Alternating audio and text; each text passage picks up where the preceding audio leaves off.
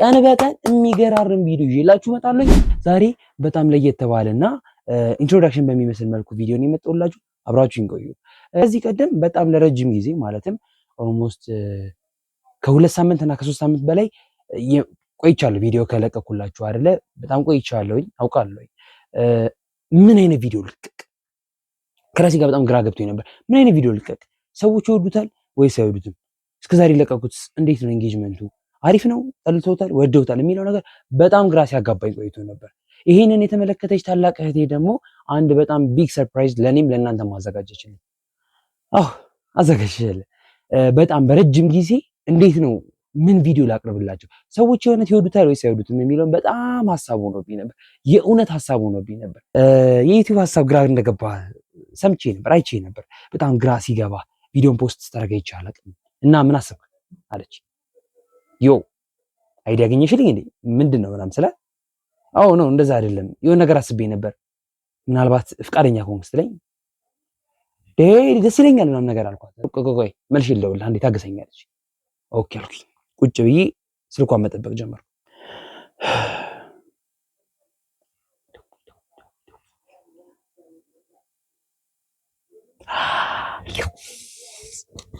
ሄሎ። እሷን ብትሆን አላሳፈረችኝ። በጣም የሚገርም አይዲያ ይዛልኝ መጣች። ሰውዬ ሰማኝ፣ ቀጥ በለ ቤት ጠብቀኝ ፈልጋለሁኝ እሺ አለች።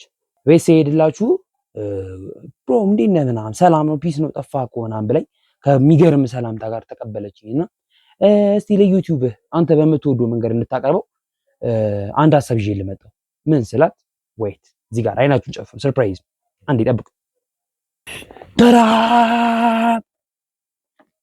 የኢትዮጵያ ታሪክ ከመጀመሪያው እስካሁኑ ማለትም ከአክሱም ህይወት ወይም ደግሞ የአክሱም ሀያልነት ጀምሮ እስከ 1941 በኋላ ያለው ድረስ ያለው ጥቅልል ያለ መጽሐፍ ማለትም አጠቃላይ 595 ፔጅ ያለ መጽሐፍ ሰጠች። እኔ ማስተማር፣ ማስረዳት፣ ማውራት እወዳለሁ። መናገር፣ ሐሳቤ ለሰዎች መግለጽ በጣም የሚመቸኝ ኮንሰፕት። ስለዚህ ለምንድን ነው የማትናገረው? ቤት ቁጭ ብሎ ምን ይሰራል? ተጠቀምበታለች። እንዴት ነው ፈልጉታላችሁ? በጣም በሚገርም መልኩ ማለት ተተረክላችኋለሁ። እኔ ራሴ እያነበብኩኝ በአንዳንድ ምዕራፍ እያደረገ እናደርገዋለን። ወገን የሚገርም አቀራረብ ከኔ ታገኛላችሁ። አውል ፕሮሚስ። ይሄ መጽሐፍ ደግሞ ብዙ ቦታ የሚገኝ አይመስለኝም። በዛ ላይ ደግሞ ኤክስፔንሲቭ። ይህንን የመሰለ መጽሐፍ እህት አለም የኔ ወድ ላመሰግናት ወዳለሁ ሰጥታኛለች። ከዚህ በኋላ እመቤቴን ነው የምላችሁ ቀን በቀን የሚገራርም ቪዲዮ ይዤላችሁ እመጣለሁ። መጽሐፉን እንድትወዱት ከጀርባ ያለውን ማለት ነው ይሄኛው ላንብብላችሁ። ሳህለ ስላሴ ንጉስ ሸዋ እኚህ ናቸው። ታያችሁ ከሆነ እኚህ ናቸው አባት እና ይህ የኢትዮጵያ ታሪክ የተሰኘው መጽሐፍ ብስለት ያለው ጥናታዊ ስራ ነው። የኢትዮጵያ ታሪክ ባጭሩም ቢሆን በፖለቲካው ዘርፍ ከዚህ በፊት ተጽፈው በማያውቅ መልኩ ከኢትዮጵያና አፍሪካዊ አቋም ማለትም ከኢትዮጵያና ከአፍሪካዊ አቋም ደረጃ ተጽፏል ባይ ነኝ እዚህ መጽሐፍ ላይ። እነዚህ ሁለት ምስጉን ደራሲያን የኢትዮጵያ ታሪክ በራሳቸው ቋንቋ ነው የጻፉት። የኢትዮጵያን ምንጮች በዋናነት በግዕዝና በአማርኛ በስፋት አንብበው መርምረዋል። ደራሲዎቹ ሰፊውና እምቁ የኢትዮጵያ ታሪክ ገና ምንም አልተነካም ሲሉ ይህንን የነሱን ስራ ቅምሻ ብለው ጽፈውታል ወይም ደግሞ ብለውታል፣ ነግረውለታል ማለት ነው።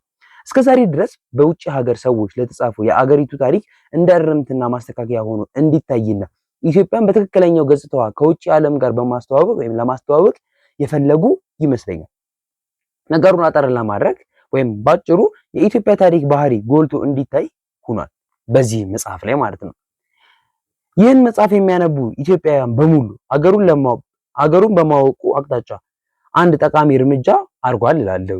ይህ መጽሐፍ ቀደም ሲል በ2003 ዓመተ ምህረት በሁለት የተለያዩ ቅጾች በተደጋጋሚ የታተመ ቢሆንም ይህ ቅጽ ሁለቱ ቅጾች አጣምሮ የያዘ ሲሆን በአንድ ቅጽ ተካተው መቅረባቸው ለጽሁፍም ሆነ ለታሪኩ ፍሰት የበለጠ አመቺ እንዲሆን አድርጎታል።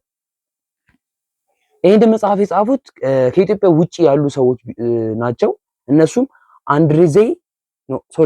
አንድሬ ባርትኒስኪ እና ዩአና ማርቲን። ኧረ ስማቸው ከባድ ነው።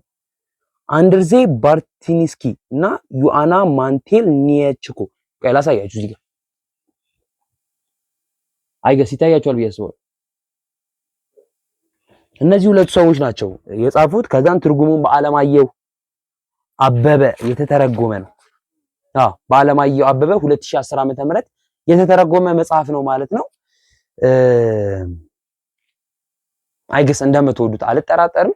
ጸድ አድርጌ አቅርብላችኋለሁ እኔ ወንድማችሁ ማለት ነው። ከዚህ በኋላ ሰብስክራይብ እያደረጋችሁ ወዳጅ እንድትሆኑ ሲባክሮ ጠይቃለሁ።